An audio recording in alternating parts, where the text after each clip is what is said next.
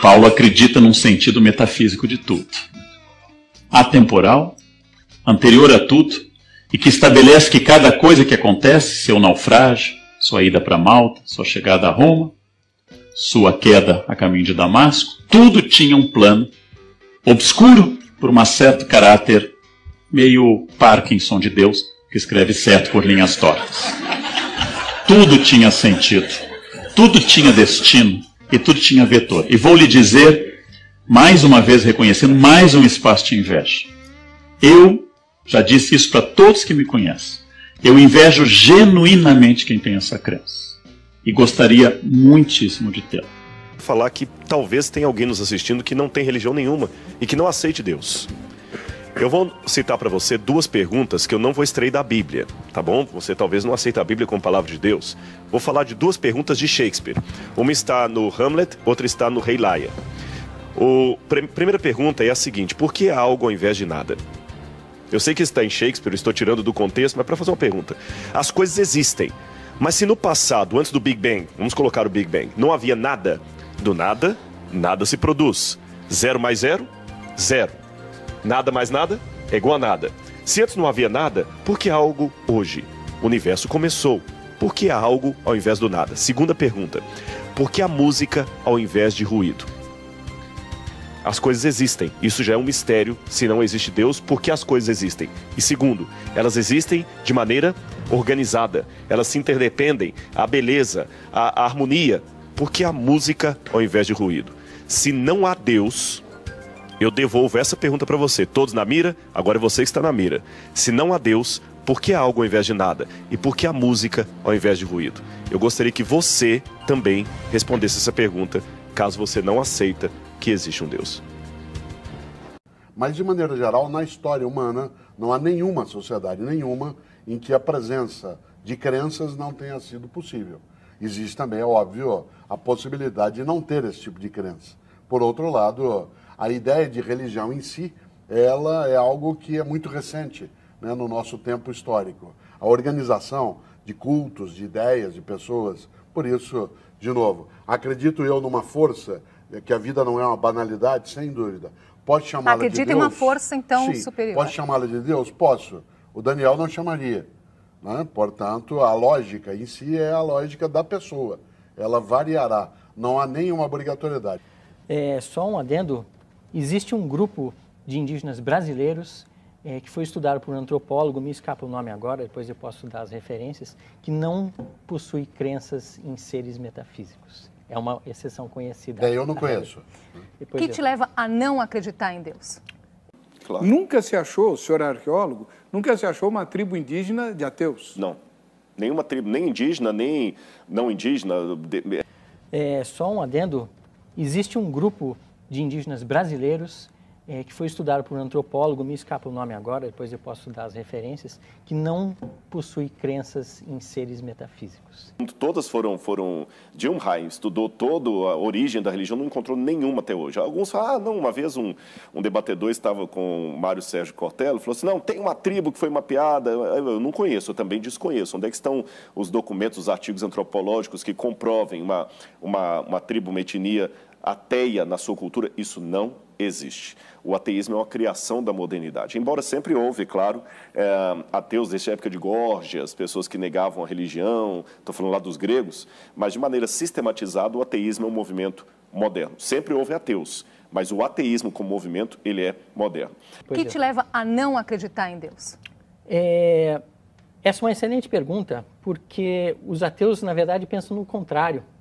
Especialmente porque as crianças não nascem com crenças metafísicas. As crenças, na verdade, todas elas, essas crenças de ordem religiosa, elas são adquiridas e geralmente impostas às crianças, né? As crianças, às vezes, não sabem nem falar direito e estão aprendendo a rezar.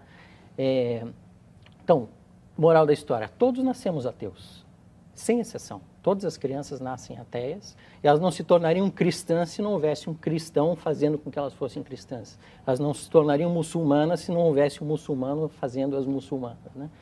Então, as pessoas nascem ateias e, a menos de alguma força contrária, elas continuarão sendo ateias grande parte da sua vida ou a sua vida inteira, que é o meu caso.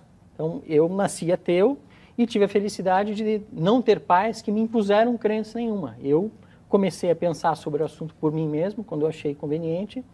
Nunca adquiri a crença, nunca me foi forçada e, naturalmente, desde sempre eu cheguei à conclusão de que não havia deuses. Porque todos os estudos linguísticos e paleolinguísticos feitos até hoje, sem exceção, comprovam que a língua humana só pode vir por aprendizado. Se um ser humano passar o período da lalação, o que é a lalação? É quando a criança está assim, babá, mamãe, que é a lalação. Se a criança não aprender a falar naquela época, ele nunca mais aprende a falar. Isso é interessante. Os homens, os meninos lobos foram criados por animais e depois são resgatados na fase adulta, nunca falaram.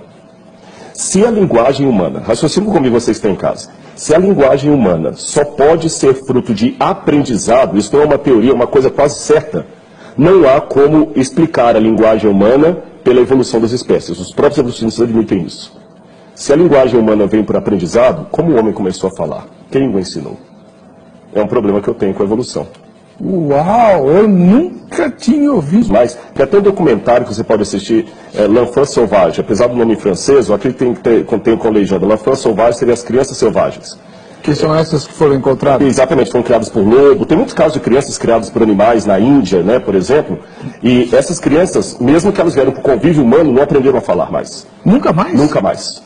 Nunca mais. Não aprende a falar. A fase da fala tem um momento para começar, um momento para ela. Se passar daquilo ali, não aprende mais, mesmo que o fonético esteja todo desenvolvido, mesmo que o aparelho fonético não tenha nenhum problema fisiológico, não aprende a falar. Então o problema é, se o ser humano só pode falar por aprendizado, todos os indícios até hoje, não tem nenhuma evidência contrária a essa, à luz da evolução das espécies, como se evoluiu o fenômeno chamado fala humana. Está vendo que, na verdade, o problema da fé...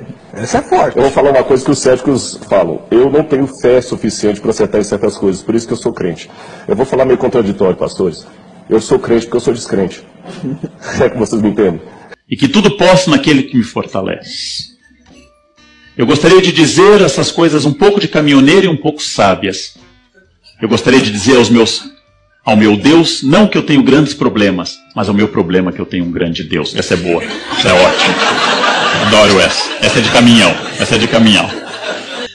Imaginem alguém que lê o texto Pegadas na Areia e acredita que nos momentos mais graves foi carregado no colo.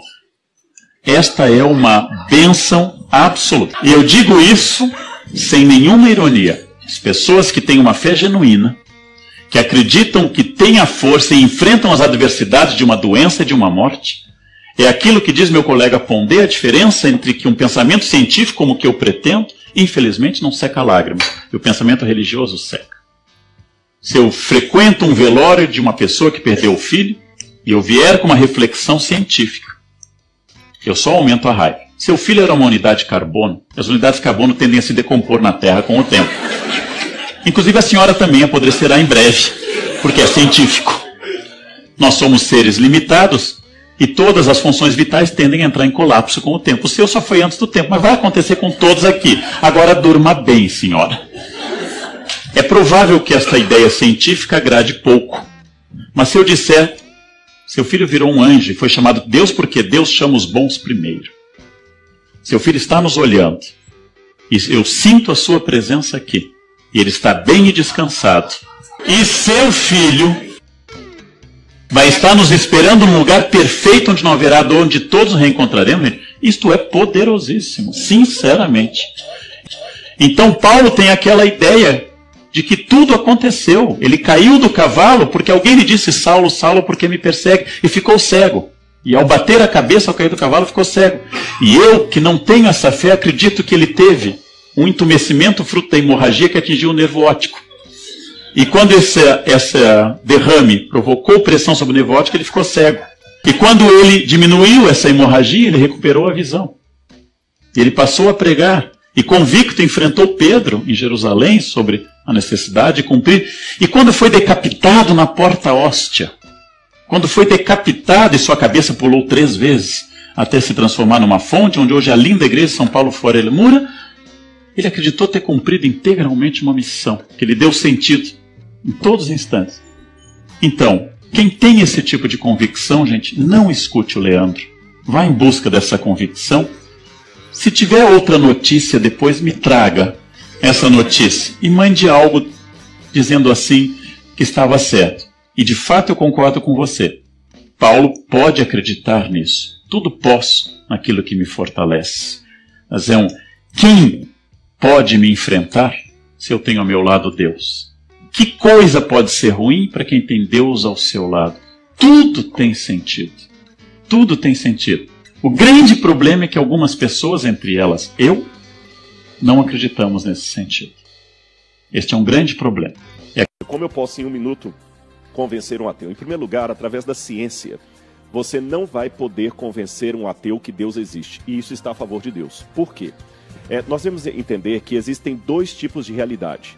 Aquelas que são autoevidenciáveis e não são necessariamente testáveis pelo método científico, e aquelas que são testáveis pelo método científico. É a diferença entre teorema e axioma. O teorema é algo que você pode provar pela linguagem da matemática ou pelo método científico. Você prova o teorema de Pitágoras, por exemplo. O axioma você enuncia, porque ele é autoevidenciável, mas você não prova. Por exemplo, as retas paralelas de Euclides são infinitas, jamais se cruzam, é algo evidenciável, é algo autoevidenciável, mas não é provável. Para você provar que duas retas são paralelas e infinitas, você teria que ter uma régua do tamanho do infinito. E qual cientista que tem uma régua do tamanho do infinito? Quem pode alcançar o infinito de canto ao canto para dizer que realmente o postulado de Euclides está correto, que as retas paralelas são infinitas? Nunca se cruzam. Nunca se cruzam. Alguns dizem que se cruzam, vou deixar isso aí para os físicos resolverem. Isto é um axioma, não é um teorema. Porque teoremas podem ser provados. E qual a diferença filosófica entre ambos? O axioma pode ser provado porque ele cabe dentro do meu escopo mental. Ele cabe dentro do meu poder de verificabilidade. Mas o axioma está acima do meu calibre mental, está acima do meu calibre de verificabilidade. É muito maior do que eu. Por isso ele é lógico, ele é autoevidente, mas não é cientificamente comprovado.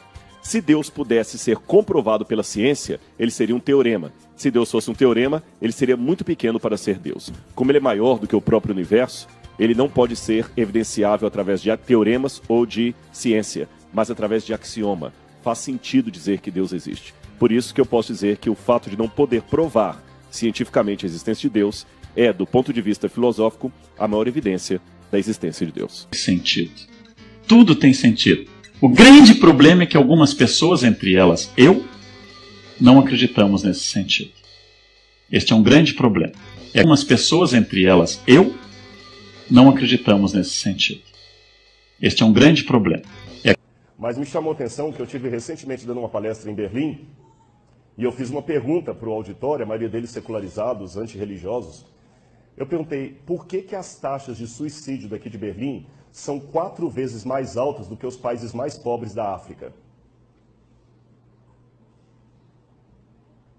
Se ali estão as pessoas mais equilibradas, as pessoas de maior pensamento, que não estão presos à crendice daquelas massas mais simplórias, por que eles têm tanta dificuldade de lidar com problemas sérios da vida? E, aliás, eu já continuo dizendo uma pergunta que eu sei que pode vir do auditório. Muitas pessoas têm dificuldade de conciliar a existência de Deus com a existência do mal e do sofrimento. Ou seja, é o trilema de Epicuro. Se Deus existe e Deus é amor e o mal existe, uma coisa anula a outra. Só que me chama a atenção que os lugares que têm maior índice de sofrimento no mundo, repito, alguns países da África, alguns rincões do Brasil, onde a fome, o analfabetismo, a pobreza imperam, você não tem tantos ateus. Se você fizer um congresso de ateísmo na Etiópia, você vai alugar uma cabine telefônica. Mas, em compensação, na Europa, onde o pessoal quase não tem problema de analfabetismo, de doenças, de esgoto a céu aberto, de pobreza absoluta, você tem muitos ateus. Eu pergunto de volta, o sofrimento é um problema para a existência de Deus do ponto de vista de quem sofre ou do ponto de vista de quem filosofa sobre o sofrimento?